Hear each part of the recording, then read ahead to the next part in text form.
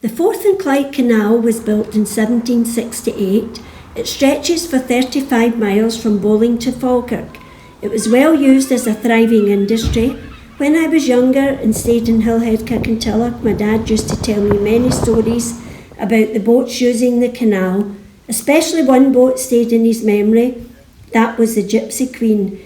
I have the pleasure every day of going for a relaxing walk along the canal with its abundance of wildlife and vegetation, the beautiful views of the Hillhead Bridge or Basin.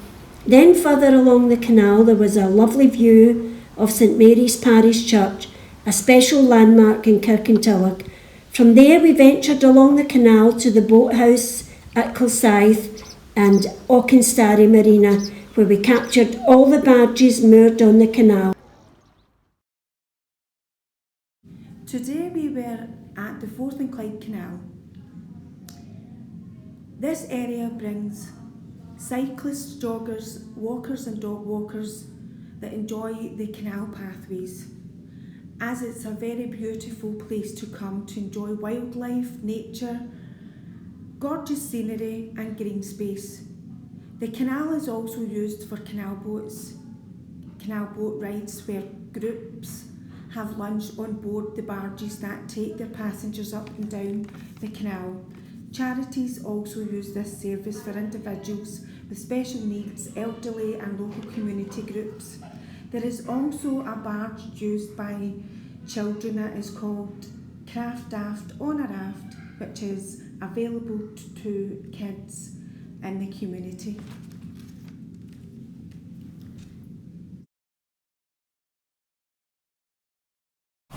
Dark side of the canal. The beauty, the peace, just serenity,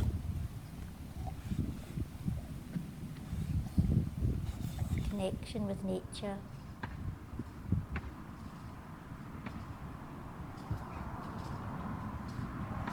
Going towards the dark side.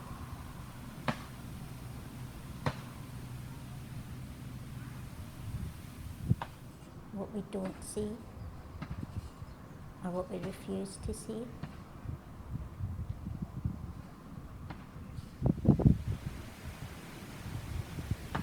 Look at the birds.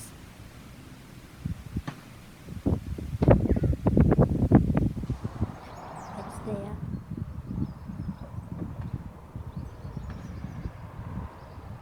And what are we actually doing about it?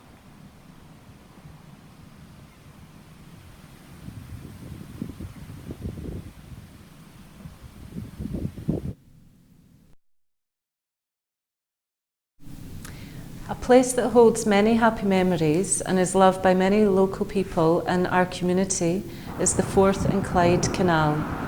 No matter the weather, sunshine, wind or rain, the canal brings some peace and tranquility in the middle of an urban area.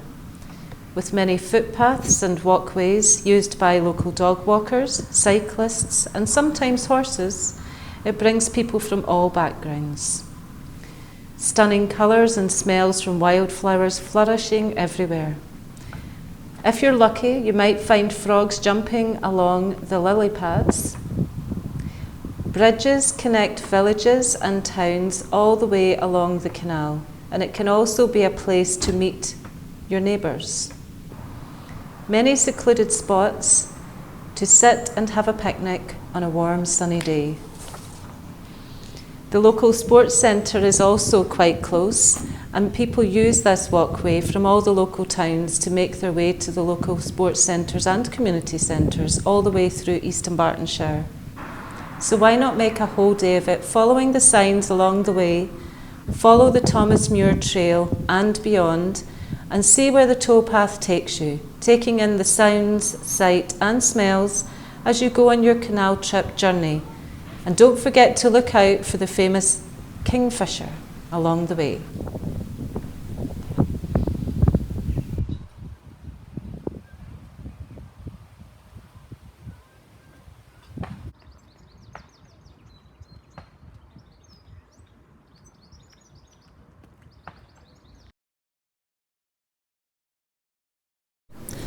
The Forth and Clyde Canal at Bumoldy Bridge in Bishopbriggs, Farm Bridge as it's known locally, next to Bishopbriggs Leisuredrome.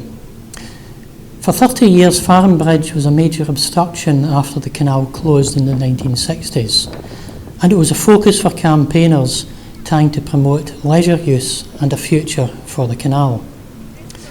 The bridge links north to south and rural to urban, and since it reopened in 2000, the canal has once again linked east to west, as it has since the 1760s. But more than geography, it links history to the future. The history of the canal is encapsulated by the parapets of the new bridge, with images of the traditional Basque bridge opening mechanism, and information signage tells the story of the historic and long-lost mining village of Mavis Bank. There are not so many boats here today. The moorings lie mostly empty, but leisure use is evident with plenty walkers and cyclists. And canal side development continues, not always popular, but over its 250 years, the canal has always been a changing environment. History doesn't stop, and the environment will continue to evolve and develop. And the canal and the bridge will still link the past and the present for years to come.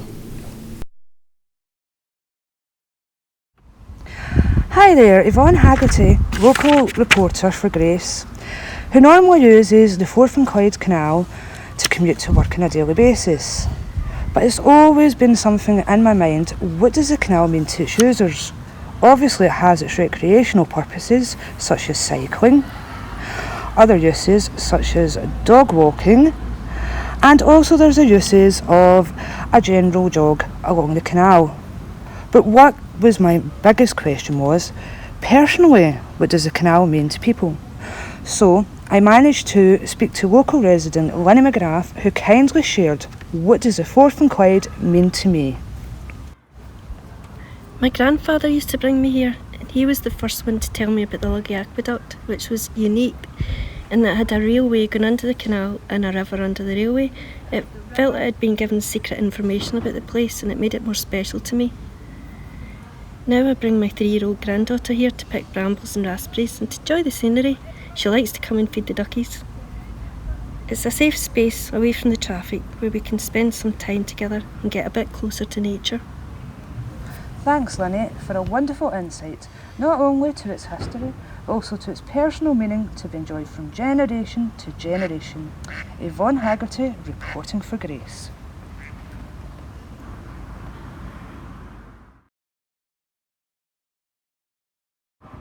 The Forth and Clyde Canal has quite a history, dating back to the mid-1700s. Famously known as a unique bridge where rail and water meet, its beautiful scenery is enjoyed by the people and animals alike, with many landmarks along the way.